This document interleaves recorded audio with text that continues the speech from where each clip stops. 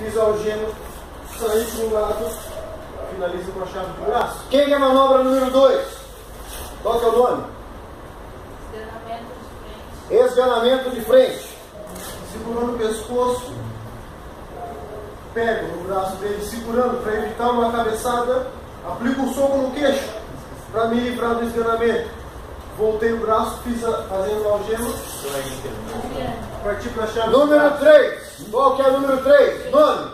Esganamento de costas. Esganamento de costas.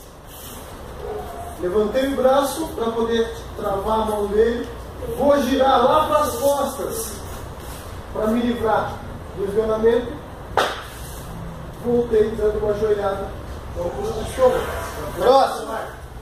Gravata de costa. Gravata de costas. Gravata de costas. Defendo. Essa aí é minha.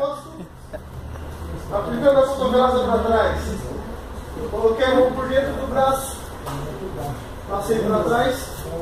Finaliza no rosto. Nossa, tem alguém com o celular de memóriazinha Sim. aqui pra Vai filmar aí, cara. Tem? Gravata lateral. Pessoal, vamos conversar, não. Não atrapalha o colega. Gravata lateral. Defendi o meu pescoço. Avanço um pouquinho.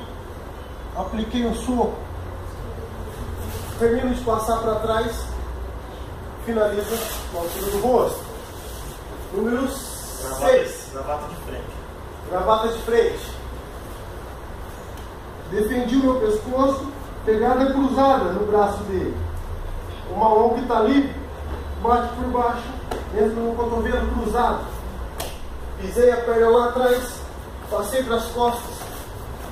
Se ele estiver abaixado, finaliza com o joelho. Se ele estiver em pé, finaliza com a mão. Número 7. Gravata por sobre o pescoço. Por sobre o pescoço. Aqui, de costas. Lembrou?